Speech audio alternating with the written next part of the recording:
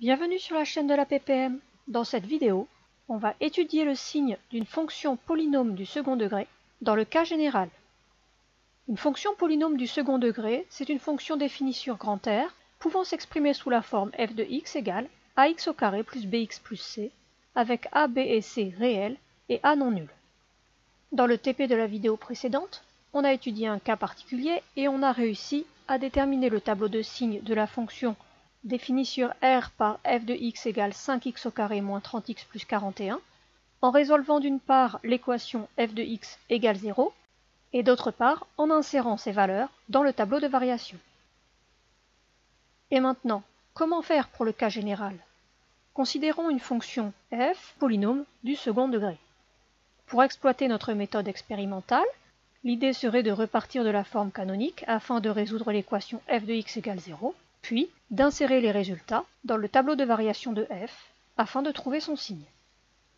On va donc résoudre l'équation f de x égale 0 à partir de la forme canonique a facteur de x plus b sur 2a au carré plus 4ac moins b au carré sur 4a égale 0. Pour cela, on soustrait dans les deux membres 4ac moins b au carré sur 4a, puis, comme a est non nul, on divise par a dans les deux membres. Pour plus de lisibilité, on intègre le signe moins au numérateur, et il s'agit donc de résoudre x plus b sur 2a au carré est égal à moins 4ac plus b au carré sur 4a au carré. Mais à quelles conditions cette équation admet-elle des solutions? Ici, il faut qu'un nombre au carré soit égal à moins 4ac plus b au carré sur 4a au carré. C'est-à-dire que le membre de droite doit impérativement être positif ou nul.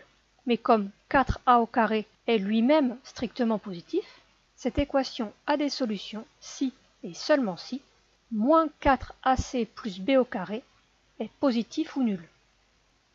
Ce nombre va donc être très important. Il porte un nom, on l'appelle le discriminant du polynôme du second degré, et on le note delta égale à b au carré moins 4ac. En particulier, si delta est strictement négatif, l'équation f de x égale 0 n'a pas de solution, donc f ne s'annule pas et ne change donc pas de signe. C'est le cas le plus simple. Supposons désormais que delta est positif ou nul. L'équation que nous avons trouvée s'écrit donc x plus b sur 2a au carré égale delta sur 4a au carré, et delta est positif ou nul. Comme delta sur 4a au carré est positif, c'est le carré d'un certain nombre qui est racine de delta sur 2a. Mais deux nombres ont le même carré si et seulement si les nombres sont égaux ou les nombres sont opposés. Ainsi, cette équation équivaut à affirmer que x plus b sur 2a est égal à racine carrée de delta sur 2a, ou bien que x plus b sur 2a est l'opposé de racine carrée de delta sur 2a. Cela nous donne deux solutions qui sont moins b plus racine de delta sur 2a et moins b moins racine de delta sur 2a. Ces solutions s'appellent les racines du polynôme du second degré, et elles correspondent aux valeurs pour lesquelles le polynôme vaut 0. On peut remarquer que tout ceci reste vrai si delta est égal à 0, mais dans ce cas-là, au lieu d'avoir deux solutions distinctes, les deux solutions que l'on trouve sont égales à moins b sur 2a. C'est un peu comme si cette solution était double, ou comme si les deux solutions avaient fusionné en une seule. On peut donc résumer nos découvertes par la propriété que nous venons de démontrer. Il y a 6 cas différents. Lorsque a est positif, la parabole est tournée vers le haut, et lorsque a est négatif, la parabole est tournée vers le bas. Lorsque delta est positif, il y a deux solutions à notre équation, c'est-à-dire que f s'annule en deux valeurs. Ainsi, f de x change deux fois de signe. Lorsque delta est égal à 0, f de x ne s'annule qu'en une seule valeur, et ne change donc pas de signe. Enfin, lorsque delta est strictement négatif, f de x égale 0 n'a pas de solution, et donc f de x ne s'annule pas et ne change donc pas de signe. Cela nous permet, dans tous les cas, de réaliser le tableau de signes de f de x. On se souviendra que delta s'appelle le discriminant et qu'il est égal à b au carré moins 4ac, et que les valeurs pour lesquelles le polynôme du second degré s'annule s'appellent les racines. Elles existent lorsque delta est positif ou nul, et leurs valeurs sont moins b moins racine de delta sur 2a et moins b plus racine de delta sur 2a. Lorsque delta est égal à 0, on obtient que x1 est égal à x2 et est égal à moins b sur 2a. Cette valeur est dans ces cas-là notée x0.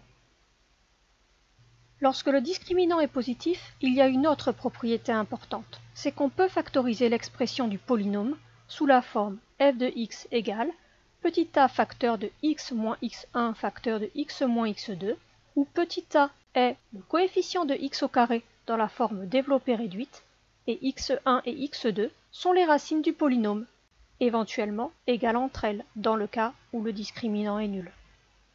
Pour le démontrer, il suffit d'utiliser la même méthode qu'on a déjà utilisée plusieurs fois.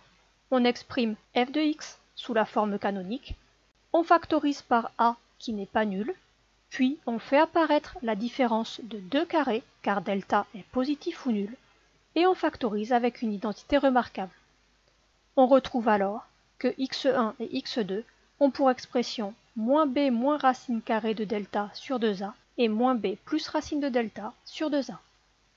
Lorsqu'elle est exprimée ainsi, la fonction polynôme du second degré est dite sous sa forme factorisée. Cette forme est particulièrement intéressante car elle fait apparaître de façon explicite les racines du polynôme. On est désormais capable de déterminer le tableau de signes d'une fonction polynôme du second degré. Ici, on va déterminer le tableau de signes de f1 de x égale 5 plus 2x au carré moins 3x, puis de f2 de x égale moins x au carré moins 8x moins 16, toutes les deux définies sur grand R. Cela nous permet aussi de pouvoir résoudre des inéquations du second degré, tout simplement en étudiant le signe de la fonction du second degré qui correspond. Par exemple, ici, on va résoudre l'inéquation 1 demi de x au carré moins 3x plus 5 demi est positif ou nul. Si vous le souhaitez, vous pouvez mettre cette vidéo en pause, faire vos recherches, puis remettre la vidéo en route pour avoir la correction. Vous êtes prêts? Voici les réponses. Premièrement, pour tout x appartenant à grand R, f de x est égal à 5 plus 2x au carré moins 3x. Je reconnais ici une fonction du second degré, mais attention, elle n'est pas ordonnée. Je risque de me tromper pour donner les valeurs de a, b et c. Pour éviter toute erreur, je commence par réordonner l'expression du second degré. 2x au carré moins 3x plus 5. Ainsi, je fais apparaître que a égale 2, b égale moins 3 et c égale 5. Cela me permet de calculer la valeur de delta b au carré moins 4ac. Ici, on obtient moins 3 au carré moins 4 fois 2 fois 5, c'est-à-dire moins 31. On remarque donc que le discriminant est négatif, et ainsi f1 ne s'annule pas. Enfin, a est positif, donc la parabole est tournée vers le haut. Je suis donc dans le cas où a est positif et delta est négatif. Cela me permet de réaliser le tableau. F est définie sur grand R, et comme elle ne s'annule pas et que a est positif, f de x est positif pour tout x réel. Voilà pour f1. Pour f2 maintenant, nous allons suivre exactement la même méthode. A égale moins 1, B égale moins 8 et C égale moins 16. Je calcule le discriminant, delta égale B au carré moins 4AC, qui donne ici moins 8 au carré, moins 4 fois moins 1 fois moins 16, autrement dit 64 moins 64, ça fait 0. Et comme A égale moins 1, A est négatif. On est donc ici dans le cas où A est négatif et delta égale 0. Il me faut maintenant calculer la valeur de x0. Je peux par exemple avoir retenu que x0 est égal à moins b sur 2a, ou bien utiliser la formule de x1 ou de x2 avec delta égale 0. Ici, on obtient donc moins 8 sur 2 fois moins 1, autrement dit 8 sur moins 2, ça fait moins 4. On a désormais tout ce qu'il faut pour réaliser le tableau de signes de f2 de x. F est définie sur grand R, elle s'annule en moins 4, et comme A est négatif, la parabole est tournée vers le bas. Ainsi, f2 de x est négatif, puis nul, puis négatif. Voilà pour le tableau de signes de f2. On passe désormais à la question 2. Il nous faut résoudre l'équation 1 demi de x au carré moins 3x plus 5 demi positif ou nul. Pour cela, je décide d'appeler f3 de x la fonction définie sur R par 1 demi de x au carré moins 3x plus 5 demi. Il me suffit d'étudier son signe, puis de lire le tableau de signes pour savoir quand est-ce que les valeurs de la fonction sont positives ou nulles. Je calcule le discriminant pour commencer. Delta égale b au carré moins 4ac. Ici, cela nous donne moins 3 au carré moins 4 fois 1 demi fois 5 demi, c'est-à-dire 9 moins 5, qui fait 4. Ce polynôme du second degré a donc deux racines que nous allons déterminer. x1 et x2 sont donnés par les formules moins b moins racine de delta sur 2a et moins b plus racine de delta sur 2a.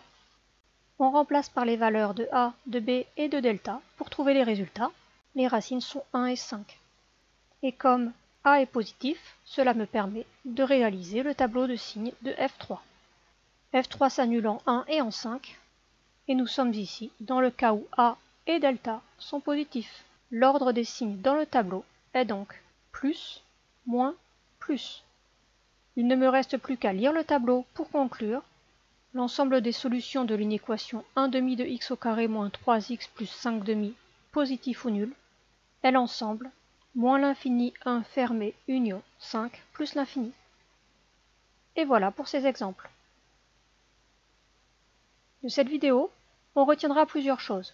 D'une part, une fonction polynôme du second degré a plusieurs formes intéressantes. La forme développée réduite, qui permet de prouver que c'est bien une fonction polynôme du second degré, et d'obtenir les coefficients de chaque degré, a, b et c.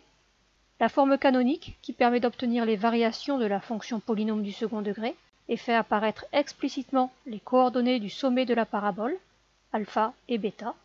Et, si le discriminant est positif ou nul, la forme factorisée, qui permet d'obtenir le tableau de signes de la fonction polynôme du second degré, et qui fait apparaître explicitement les racines du polynôme x1 et x2, éventuellement confondus.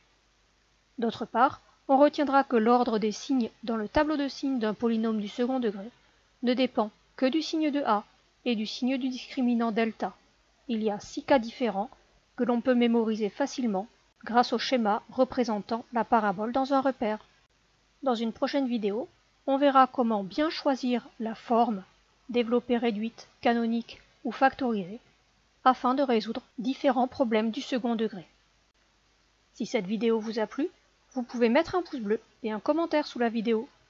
À bientôt sur la chaîne de la PPM.